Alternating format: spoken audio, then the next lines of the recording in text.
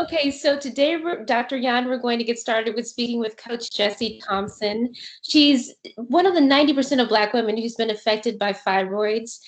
She's a CEO of Detox Living, and she's had a personal 14-year battle with infertility, with fibroid struggle, among other things. She's definitely a warrior, and she's decided to make fibroids her platform, and we are very thankful that she's decided to join us today. So thank you for joining us, Coach Gessie.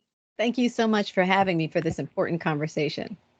We've really been deep in conversation with many notables like yourself about the struggle of fibroids for Black women, for all women, and also how there's just not enough conversation out there about fibroid health, about all the things that come along with a woman having fibroids, and definitely about the treatment options that we are offered and that we're not offered. And so we're really working to help to bring awareness to all of that, all of those different issues.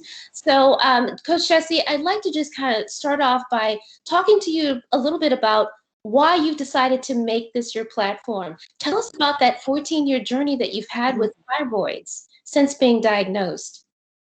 You know, I always say, first of all, thank you for having me in this conversation, that we can't talk about it enough, right? And, my journey, I call it my $1 million journey, because I battled fibroids for 14 years. And I discovered I had fibroids because I was unable to conceive. I was 30 years old. My husband and I were about 4 years into marriage, and we were ready. The plan said it was time, right? Mm-hmm. And we were those people who were like, okay, we're going to have time as a couple first, and then we'll expand our family.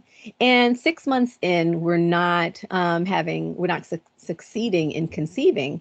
And, I went to the my GYN to find out what may be in play. And that's when I was diagnosed with fibroids. And as you can imagine, millions of questions started racing through my mind, including, what does that mean? They're tumors. Are they cancerous? Will I ever be able to have children? What does this mean? How did I get them? What did I do? And that actually ensued. It was a 14-year battle with fibroids, but a 10-year battle with infertility. 5 IVF cycles, can we say cha-ching, right? A devastating miscarriage, more than actually at this point, 15 surgeries, okay? And 5 of them were for fibroids, 3 myomectomies, a UAE, and a hysterectomy. And every time I had a fibroid surgery, I ended up with a secondary surgery because of adhesions, scar tissue that developed and caused obstruction. So I ended up having several feet of my small bowel resected with after this first fibroid surgery, every other one, to the point where I now deal with a long-term health issue called short gut syndrome, okay, which it makes me more at risk for things like COVID-19 because it depletes it minimizes your body's ability to absorb proper nutrients, as well as, your gut is your true immune system. It actually caused a hormonal imbalance issue that resulted in me developing hypoparathyroidism, hypocalcemia, which resulted in an aneurysm recently. So when I say that, and that was not the fibroid issues. I mean, because really we haven't even talked about every time the fibroids came back, it was more aggressive, right? Yeah. Every time the fibroids came back, I was dealing with everything from breakthrough bleeding, pain conceiving, painful intercourse, inability to walk at times, too many accidents, where, in terms of bleeding, in the car somewhere or at the airport or wherever it may be, to life-threatening anemia, not even to mention, of course, pelvic pain that was so severe, had me going to the hospital. And, I became an activist because this thing that I was suffering, I just thought it was my personal hell, Erica. Right. I thought, oh my God, I'm just so I'm going through something that is so devastating. And I wasn't afraid to say that to my community, but nobody was talking back to me about it. Like, oh yeah, this is not something where you're alone, you know. And I'm so fortunate. I'm so blessed that even though my heart stopped on the operating table, I survived and I was able to give birth to an amazing miracle girl, Nia Thompson, who her name means purpose, because God knows we had her on purpose. It took purpose, and she's born for a purpose. And she really doing that work, her story and our story together is really what launched me into this advocacy and this work as a nutritionist and a health coach.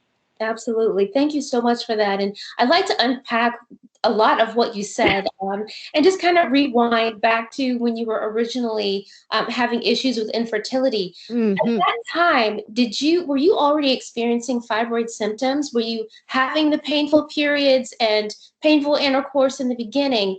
Was there something letting you know that something wasn't right? And if so, what was your reaction early on when that started happening? You know, at that time, Erica, I was one of the cases where I was asymptomatic the first time. My indicator that I had fibroids was because of the infertility.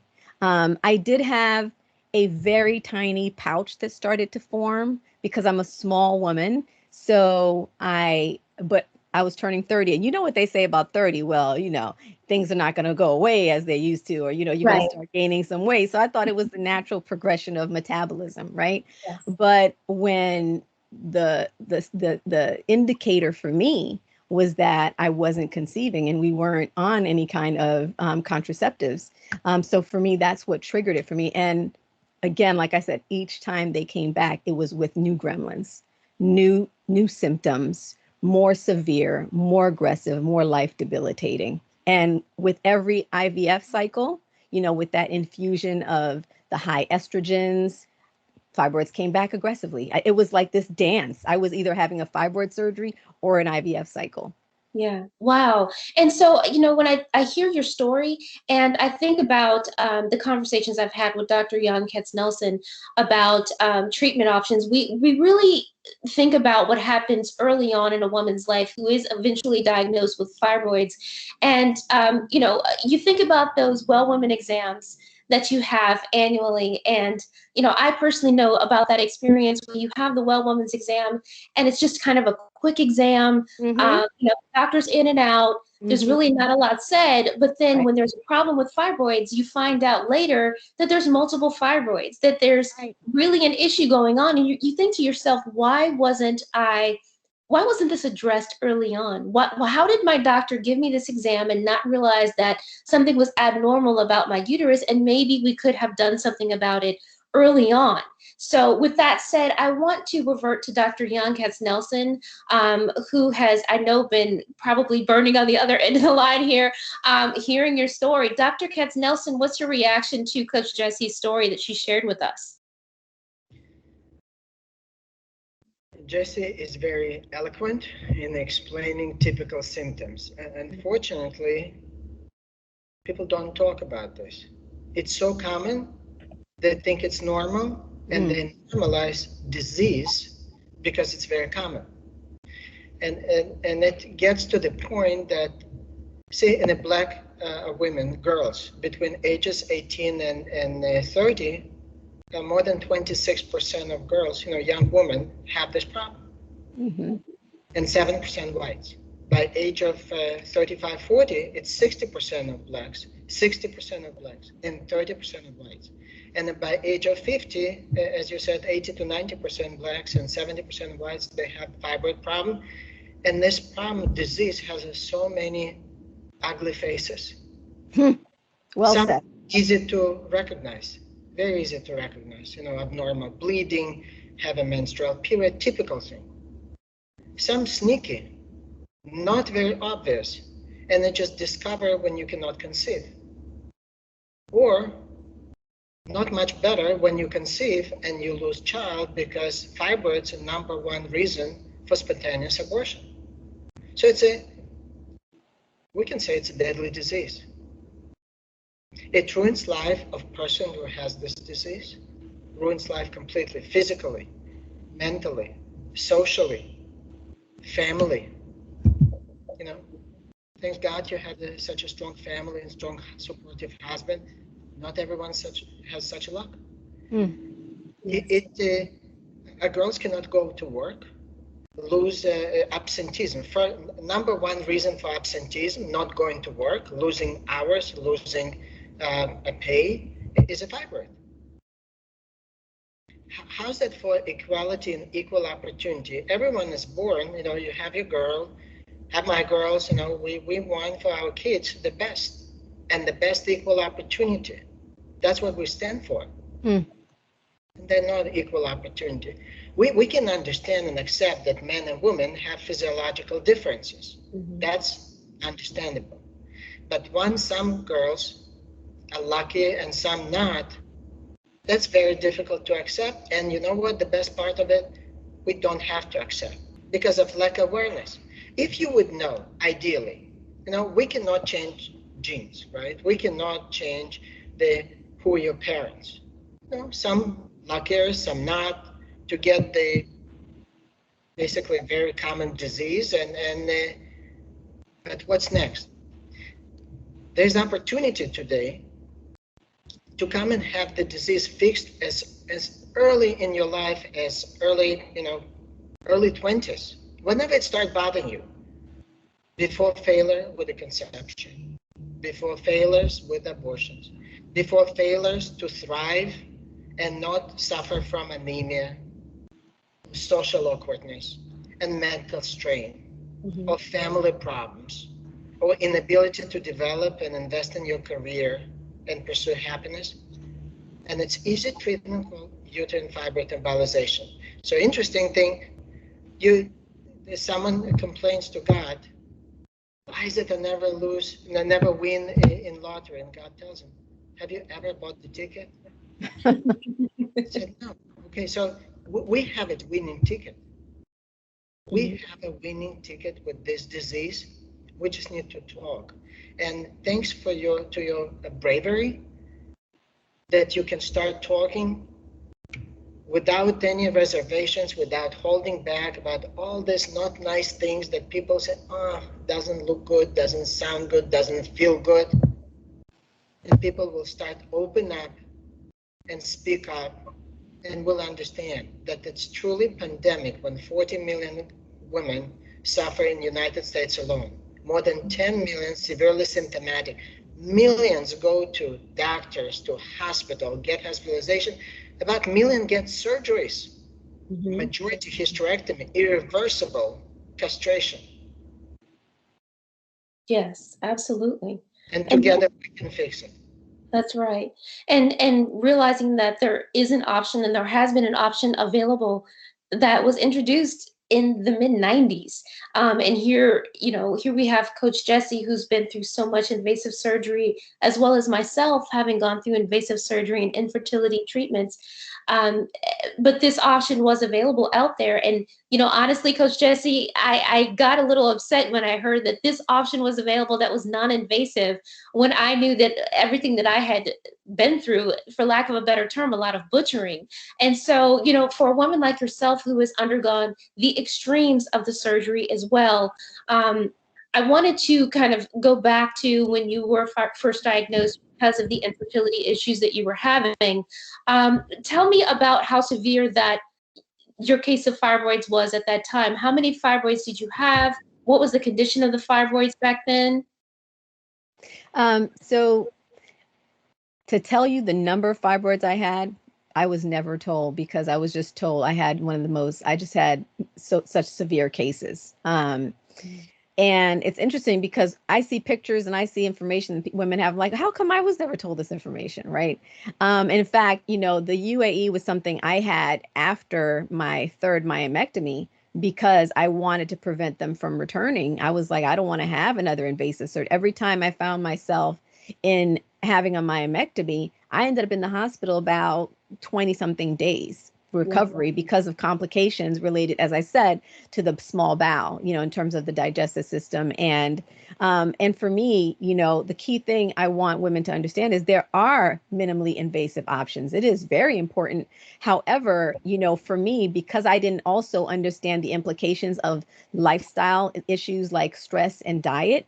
So I want women to understand that they can have something minimally invasive, right? And not have the surgical complications, but always to be aware that there's also power in your hands in terms of your stress management and your diet, because making those kind of modifications helps support your body recovering from any kind of procedure, as well as allow your body to heal optimally and to hopefully prevent them from returning.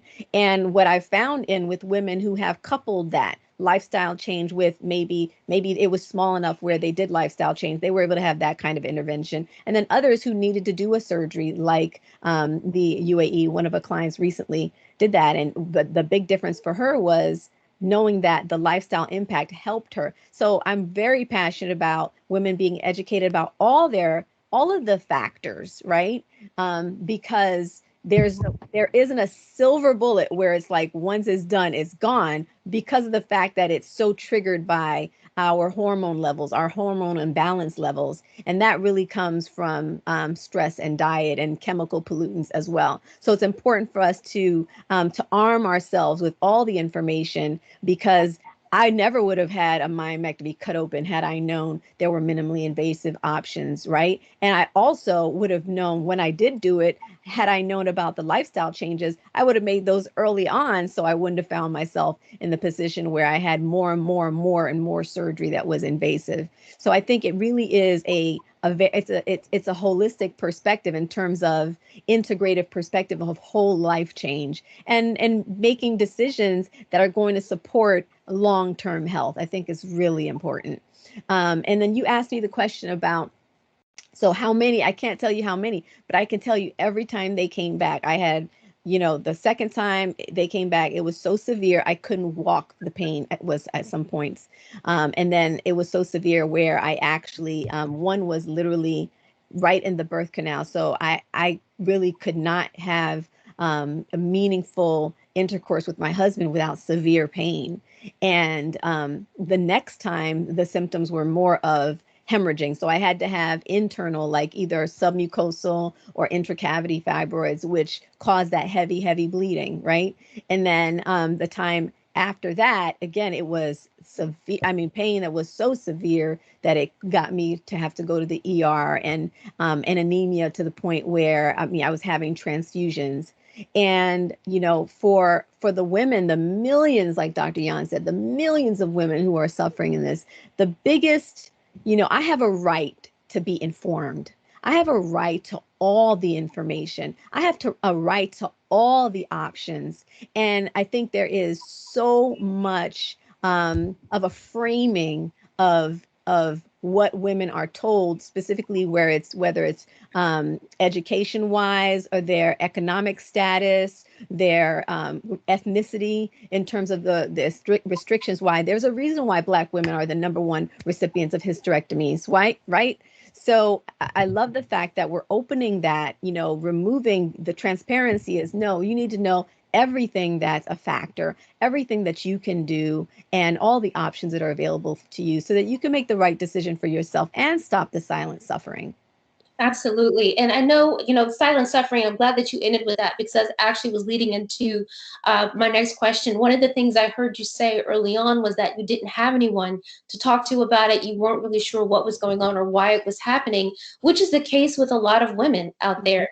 I personally, when I began to Google fibroids, uterine fibroids, the information for me that came up was very, it was very scattered. It was very low key. It was very downplayed. I saw a lot of most women won't have any symptoms, a lot of that. And it was very infuriating to me because I know what I had personally gone through, something similar to yourself. We've got tons of women out here who have seen the inside of the hospital room and gone to the emergency room and not sure what's going on with their body and looking for explanation and not being able to find it. So, it is very disheartening to feel like there isn't someone you can talk to about that.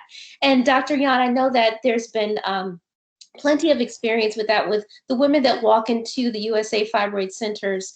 And so I just want to ask you, about the experiences that I'm sure a lot of your physicians have at the centers. A lot of the women kind of say the same things when it comes to how they've dealt with their fibroid symptoms and the fact that, they've been suffering in silence. Can you just comment on that for me, Dr. Yan? Absolutely. So, seeing thousands and thousands of women of different ages suffering, I think we have a very good a full picture of different symptoms, of different dynamic of the disease. And as you said, women have a right to be informed. And I think maybe here I can inform about different facts. The fibroid disease is very common. It can gradually increase and progress and get worse that people just don't feel. It's not like it's appendicitis, sudden pain somewhere. Just gradually, and you start questioning, is that like similar to what was last month? Is it worse? Maybe just one time off. Let me just take it, Tylenol or Motrin, maybe it will go away. And then at a certain point, a month or years later, you realize, no, it's not normal. And it's very strange why there's no body of information that's very strong, explain the symptoms, paint the picture. One of the reasons it's kind of downplayed is because the typical treatment was hysterectomy. So when you have a treatment that's worse than disease itself in many cases, what's the point to think about this, right? They have no choice. What's the point to argue, complain if there's nothing can be done about this? Now, everything changes, as you said, with the silver bullet. Everything changes where they go with the help. Now, Black women is even less lucky. They have the diseases starts earlier. It's more symptomatic. The size is larger. They bleed more. They truly have double number of hysterectomies, compared to myomectomies. And the complication and blood, 2.5 times more complication after surgery and 2.3 times more blood transfusion because of anemia. Help women to embrace, make a right decision in right mind, and put themselves in the best possible light, best possible opportunity for the rest of their life. Like girls or boys go to dentist to fix their teeth because there's a notion that beautiful teeth is better than crooked teeth for life. It makes better opportunity for life and it looks good. But nobody talks that normal menstrual period and for normal fertility is so much better than abnormal menstrual period, anemia, suffering, inability to have 35% of women don't have a normal sex life with the, with the fibroid disease, and inability to conceive and losing baby is not good. Nobody talks about this, and we should start talking about this. And as you said, there's not enough we can say about such a problem. So thank you very much, Erica, for doing this wonderful movie, Red Alert, and bringing attention to such a matter. And thank you, Coach Gessie, for dedicating your life. I mean, you post a chart of this problem, but not everyone as brave as you to speak up about this and use this experience to help others. So thank you both. Thank you, Dr. Yan. Thank you. And Dr. Yan, do you have a moment for me to ask a couple other questions of Coach Gessie? Of course. Okay, fantastic. You did mention, well, actually, Dr. Yan, I wanted to kind of go back on what you were mentioning. Women need to understand when they are looking at overall, what's best for me. In my case specifically, it's important for them to know, yes, you know what, there are higher risks associated with. In fact, I had a partial hysterectomy afterwards, and even though I had a partial hysterectomy, I had a high onset, quick onset of menopause, even though they left my ovaries. And their response was, was because of all the changes in the blood flow in my body because of all the surgeries, right? So again, that's really what changed me and set me on this path of exploring, okay, really, what's the holistic perspective here in terms of everything that factored? I mean, there's a reason why in the year where my stress levels were extremely high and I had radical cortisol in my body, meaning because of all the stress going on, that the fibroids tripled in size. There was a direct correlation, right? There was a direct correlation that beyond the fact that, the foods were the same that I was eating, I lived in the same environments, because the stress is an upregulator, that caused them to grow. So for me, understanding that every single thing is not the right fit for every single person is important to know, because I know that there are still studies that the research is still pending in terms of really how the impact it has on fertility, the impact it has on miscarriages. That data is very important for women to understand.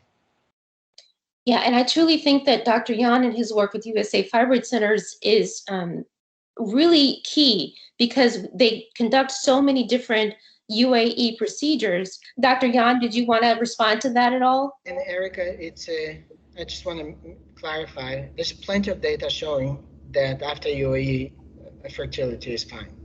Plenty of data. And I have another saying that if you come to Walmart, nobody sends you to Target.